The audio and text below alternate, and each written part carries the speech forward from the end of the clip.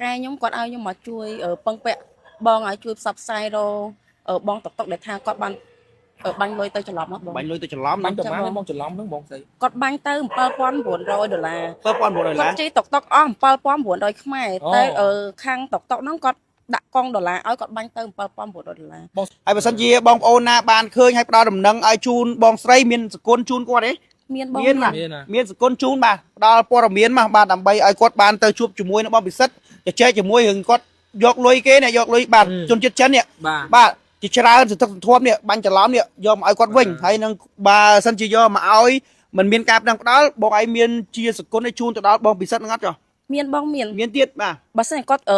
transfer លុយនឹងត្រឡប់មកវិញខ្ញុំនឹងបកគលជូនគាត់$500 $500បង$500បាទនេះបងពិសិដ្ឋ ហើយអត់មានការប្តឹងផ្ដាល់អីទាំងអស់ បាទបងពិសិដ្ឋគាត់មានបំណងល្អចំពោះបងហ្នឹងណាបងគ្រាន់តែ transfer បាញ់លុយមកឲ្យគាត់វិញគាត់នឹងជូនសគុណបង$500មិនមានការប្តឹងផ្ដាល់ទេតែបើបងមានភាពលោភលន់បងមិនអាចគេចផុតពីសំណាញ់ច្បាប់នោះទេដោយសារគាត់បានតួលេខទិន្នន័យនិងប្រវត្តិរូបរបស់បងដើម្បីធ្វើការតាមនីតិផ្លូវច្បាប់ហើយសិនជាបងមានការលោភលន់ហើយប្រិមត្តជនករណីបាទតំណាងជនជាតិចិនជាតកែគាត់បានធ្វើការជិះកង់3នេះគឺបាញ់លុយច្រឡំទៀតហើយរឿងដដែលទេចំពោះការបាញ់លុយច្រឡំដោយសារគាត់ជិះអស់$7,900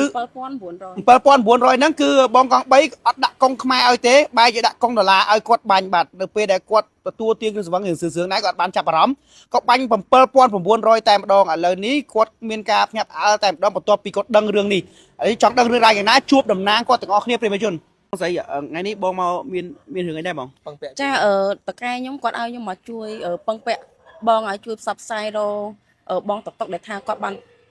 បាញ់លុយទៅច្រឡំមកបងបាញ់លុយទៅច្រឡំ បាញ់ទៅបានបងច្រឡំហ្នឹងបងស្អី គាត់បាញ់ទៅ$7,900 $7,900គាត់ជិះតុកតុកអស់$7,900ខ្មែរតែខាងតុកតុកហ្នឹងគាត់ដាក់កង់ដុល្លារឲ្យគាត់បាញ់ទៅ$7,900ហើយគាត់ដឹងទេហើយប្រហែលថ្ងៃក្រោយមក2ថ្ងៃក្រោយមកបងគាត់ដឹងថាគាត់ច្រឡំបាញ់លុយដុល្លារទៅបងសុំបញ្ជាក់តិចតើនៅមុនពេលគាត់ជិះកង់3ហ្នឹងគាត់ជិះពីណាទៅណាវិញគាត់ជិះចេញពីពេញគាត់បឹងស្នោមកខាងបឹងរាំងយើងហ្នឹងបាទបន្ទាប់ពីគាត់ដឹងរឿងហើយនឹងព័ត៌មានដែលគាត់បាញ់ច្រឡំគាត់មានបានទំនាក់ទំនងទៅខាងធនាគារឬក៏យ៉ាងណាទេចាបងពេលគាត់ដឹងថាបាញ់ច្រឡំភ្លាមអញ្ចឹងគាត់ពឹងពាក់ឲ្យមិត្តភក្តិគាត់អីហ្នឹងជួយទៅដល់ធនាគារឲ្យគេបកកកង់អីចឹងណាដល់ពេលទៅដល់ខាងធនាគារគេប្រាប់ថាគាត់បានដកលុយភ្លាមបន្ទាប់ពីបាញ់កង់3ហ្នឹងបានជិះទៅដកលុយហើយណោះ ចាបង ជើងចេតនាមិនល្អដែរដោយគាត់ទទួលបានលុយបាទលើសលប់ពីខាងភ្ញៀវហើយបែរជាគាត់មិនមានចេតនាល្អប្រាប់ទៅភ្ញៀវបែរជាគាត់មានភាពលោភលន់បាទចង់បានរបស់ភ្ញៀវដែលបាញ់ច្រឡំតែម្ដងហើយករណីនេះជាញឹកញាប់មកហើយបងប្អូនកន្លងមកគឺមានកង់3ខ្លះគាត់ចិត្តល្អដែរក៏គាត់ឲ្យត្រឡប់ទៅវិញតែកង់3ខ្លះក៏បានបាត់កឹបគេនឹងបិទទូរស័ព្ទបិទបាត់ប្រវត្តិរូបទាំងអស់ដើម្បីយកលុយដែលគេបាញ់ច្រឡំនេះតែម្ដងហើយចំពោះចំណាត់ការយ៉ាងណាយើងបងបានទៅដាក់ពាក្យបណ្ដឹងហើយនៅសម្រាប់ពាក្យបណ្ដឹងគឺខាងពួកខ្ញុំអត់តបានទៅដាក់ទេពួកខ្ញុំបានតាក់ទងទៅខាងក្រុមហ៊ុនវ៉ាវណាវដើម្បីឲ្យតាក់ទងចាគាត់ booking វ៉ាវណាវតែម្ដងណាចាបងឲ្យតាក់ទងទៅខាង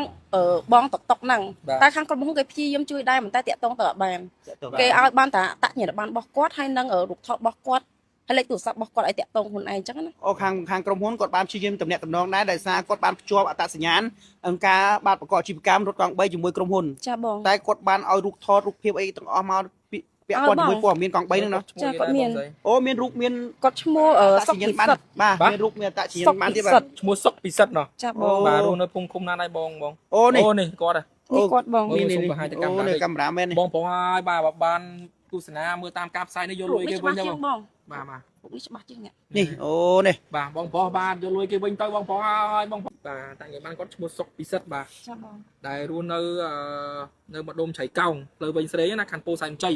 បាទបងប្អូនហើយបាទបងសុកពិសិដ្ឋណាបងប្អូនអ្នករត់កង់3ប្រកបបាទមុខរបរជាមួយគ្នាបើសិនជាស្គាល់បាទភិនភាកនេះដោយឃើញនៅទីណាជួយរាយការណ៍មកប្រាប់បងស្រីផងដោយគាត់បានបាត់លុយបាទចំនួន$7,900បាទនេះគឺប្រហែលជាអ្នកស្គាល់ហើយអ្នករត់កង់3នៅភ្នំជ្រៃកោងប្រកាសជាស្គាល់ហើយបាទដោយសារគាត់ប្រកបអាជីវកម្មរត់កង់3មិនតិចឆ្នាំហើយនេះបាទហើយបើសិនជាបងប្អូនណាបានឃើញហើយផ្ដល់ដំណឹងឲ្យជូនបងស្រីមានសគុណជូនគាត់ទេមានសគុណជូនបាទផ្ដល់ព័ត៌មានមកបាទដើម្បីឲ្យគាត់បានទៅជួបជាមួយនឹងបងពិសិដ្ឋជជែកជាមួយរឿងគាត់ យកលុយគេเนี่ยយកលុយបាទជនជាតិចិនเนี่ย បាទ បាទជាច្រើនសន្តិសុខធម៌เนี่ยបាញ់ច្រឡំเนี่ยយកមកឲ្យគាត់វិញហើយនឹងបើសិនជាយកមកឲ្យមិនមានការផ្ដឹងផ្ដាល់បងឯងមានជាសគុណឲ្យជូនទៅដល់បងពិសិដ្ឋហ្នឹងអត់ចុះ មានបងមាន មានទៀតបាទ បើសិនគាត់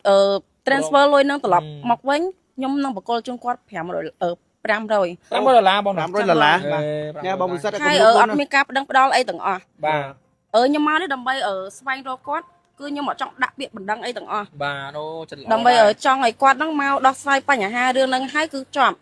ពួកអត់ចង់ប្តឹងផ្ដាល់អីទាំងអស់ ណាបង ពួក ពិសិដ្ឋ ថ្ងៃមិញខំព្យាយាមទៅរកកន្លែងគាត់ស្នាក់នៅដែរតែខាងបោះគេឲ្យដាក់ពាក្យបណ្ដឹងតែខាងខ្ញុំអត់ទាន់ដាក់ពាក្យបណ្ដឹងទេ គាត់ចង់ដោះស្រាយផ្លូវក្រៅផ្លូវការមិនចង់ឲ្យគាត់មានទោសទណ្ឌណោះ ចា ណាបងពិសិដ្ឋគាត់មានបំណងល្អចំពោះបងណាបង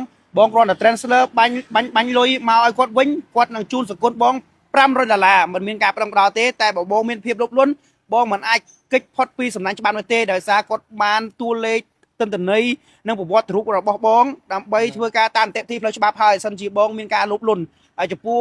រឿងរ៉ាវខាងលើនេះយើងបកលជូនបាទភាគីខាងបាទសាច់រឿងនិងចំពោះការប្រឹងផ្ដាល់គាត់គិតយ៉ាងណាបើសិនជាបងពិសិដ្ឋមិនចូលខ្លួនធ្វើការដោះស្រាយទេគាត់ធ្វើតាមនីតិផ្លូវច្បាប់បងនឹងមានទោសទណ្ឌហើយចំពោះរឿងរ៉ាវខាងលើនេះគឺបងស្រីជាអ្នកលើកឡើងគឺគាត់តំណាងជនជាតិចិនតែបើសិនជាការលើកឡើងរបស់គាត់មិនមានការពិតប្រាកដបងពិសិដ្ឋអាចធ្វើការបកស្រាយបានជាមួយនឹងអង្គភាពព័ត៌មានដែលពួកខ្ញុំកំពុងតែធ្វើការផ្សព្វផ្សាយនេះបាទកុំឲ្យតែពួកខ្ញុំធ្វើការផ្សព្វផ្សាយតែមួយចំហៀង បាទ transfer លុយអាលុយ transfer ទៅគាត់ អូនេះបងប្អូន$7,900នេះមានទុនន័យ scan ទៅថ្ងៃ ម៉ោងពេលវេលាបង ថ្ងៃទី7នេះ ចាបង ថ្ងៃទី7ខែ